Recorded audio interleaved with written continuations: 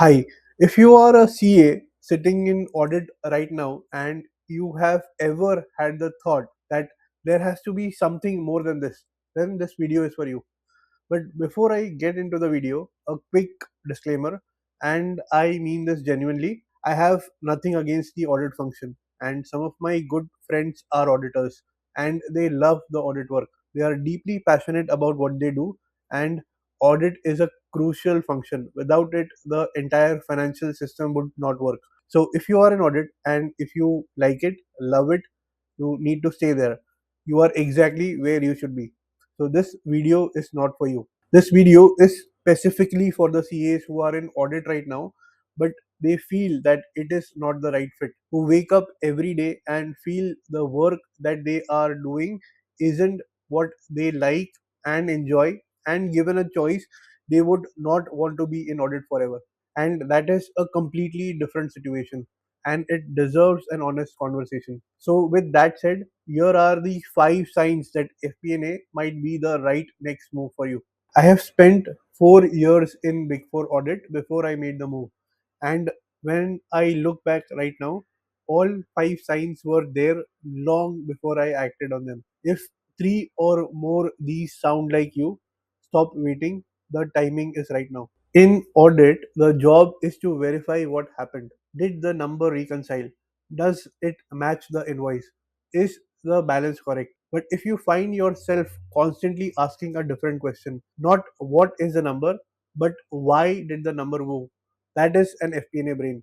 I remember sitting in a client's office during a statutory audit, looking at the revenue spike in quarter three and thinking, what caused this? Was it a new product, a pricing change, a one time deal? I wanted to understand the business story behind the number. Now, that curiosity is also useful in audit. However, in audit, the story doesn't matter that much. The accuracy matters more. However, in FP&A, the story is the whole job, whether it be variance analysis, the bridge between the actuals to budget, the commentary to the CFO. It is all about explaining the why and most importantly, what is going to happen next. So, if you are already asking the question why, you are thinking like an FP&A professional, you haven't just yet made the move. Sign number two, the checklist feels like a ceiling. Audit is a very structured process driven function. That structure is its strength, and for some people it is exactly what they want: predictability, clear deliverables, and a defined scope. But if the checklist has starting to feel like a ceiling, like you are being measured on compliance rather than your thinking, that is another sign. FP&A has no checklist. Every month brings a different question. Why is the gross margin compressing? What's the impact of the new pricing model? Should we accelerate hiring in Q1 or push it to Q3? So there is no standard answer. You have to think, model, discuss, and then recommend. If that sounds energizing rather than exhausting, sign number two is for you that you need to move to FP&A. So when the structure that used to feel safe now starts to feel like a cage, you are ready for a function that rewards judgment and not just compliance. Now, before we get into sign number three, I wanted to take a minute to show you something. This is my book, From Accounting to FP&A, from number crunching to strategic thinking. I want to tell you why I wrote this book, because it directly came from the pain I kept hearing from people like you. After writing my first book, all about FP&A, that came out in 2022, I started getting hundreds of messages on LinkedIn and on my email. People who read the first book, all about FP&A, understood the value of FP&A, but who were stuck still in accounting or audit or in tax and compliance. They knew where they wanted to go.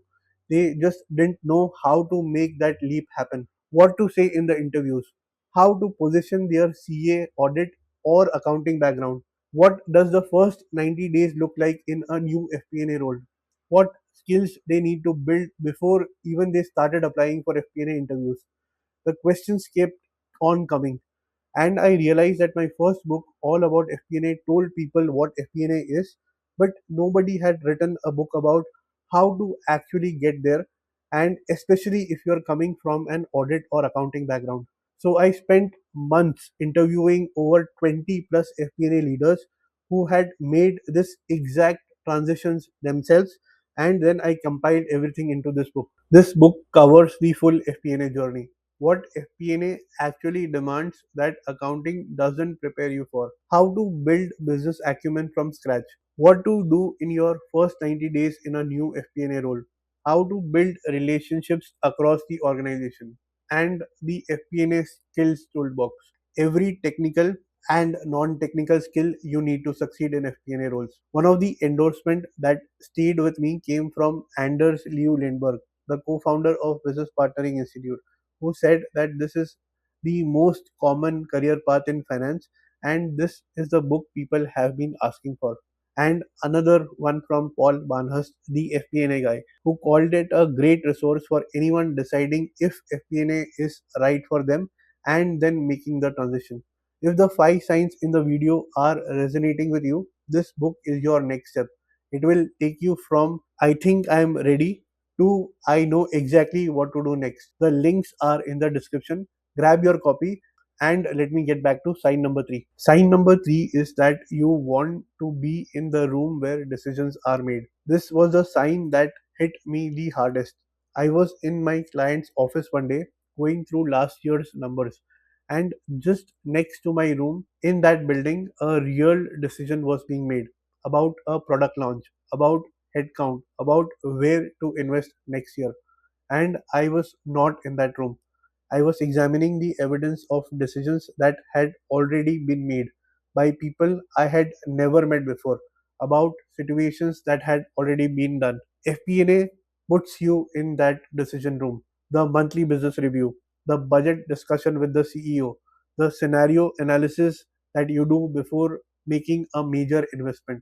Now you are not just reporting on the past, you are also shaping what happens next. Every senior FP&A professional I know describes the same moment when FP&A clicked. That is the first time a business decision was changed because of their analysis. If you have ever sat in an audit role and thought, I wanted to be on the other side of this table, that is sign number three, and that is your signal. Sign number four is that you are already building things that nobody asked for. This is one very specific and very telling sign. Are you building extra Excel models at work that weren't in your job description? Did you just create a dashboard for your team lead that nobody asked for? Have you ever looked at the client's financials and build your own view of what that trend means? That initiative, that instinct to go beyond the brief and build something useful is exactly what FP&A rewards. In audit, going beyond the scope is actually a risk. You stay in your lane, you follow the program, you deliver what was agreed. In FP&A, the people who build things nobody asked for are the ones who get noticed. The analyst who showed up with a competitor benchmarking model, the FP&A manager who built a 13-week rolling cash forecast before anyone realized that they needed one. If you're already doing FP&A work informally, like building models, spotting the trends, asking questions, that's your sign number four. The final sign number five is the post-mortem feeling that becomes permanent. Now, audit is by design a backward looking function. You are always examining what already happened in the past. The financial year is closed, the transactions are done, and you are verifying historical records. Now, for some people, that work is fine and it is important. It requires a lot of rigor and attention to detail. There is genuine satisfaction in getting that right for some people. But for others, and I was one of them, there comes a point where looking backwards all the time starts to feel like a permanent condition, like you are always arriving after the game has ended. Now, FP&A is the complete opposite. It is forward looking by nature. The budget that you will be working on is for the next financial year. The forecast you need to build is for the next upcoming quarter. The scenario analysis is for a decision that hasn't already been made. When that postmortem feeling stops being from an occasional frustration and becomes a constant backdrop of your workday, that is not a bad day. That is the sign number five calling you into FP&A. So there you have it, all the five signs. Let me give them to you one more time quickly. Sign number one was you ask why more than what. Sign number two, The checklist feels like a ceiling. Sign number 3, you want to be in the room where decisions happen. Sign number 4, you already build things nobody asked for. And finally, sign number 5, the post-mortem feeling that has become permanent. If three or more of these are true right now, the question isn't whether you should make the move, it is what's stopping you from starting today. And one more time, if you are working in audit and if you like it there, this video was never about you. Audit is a profession that takes real skills, rigor, and passion. The people who do it well and enjoy it are exactly where they should be, and I have enormous respect for audit as a profession. This video is only for people like me who feels the pull in a different direction. And if that is you, there is nothing wrong with that as well. If you want a structured path to make the transition to FP&A with real FP&A skills, FP&A case studies, and a globally recognized FP&A certificate, the CGFPA or the Certified Global FP&A Professional Certification Program could be the right next move for you. If you're serious about FP&A as a career, every week I put out a video on FP&A careers, skills, and tools. Everything I wish I had 10 years ago. So let me know in the comments below which of the 5 signs hit you the hardest. Also, don't forget to check out the links to the book all about FP&A and from accounting to FP&A. All the links are in the description below.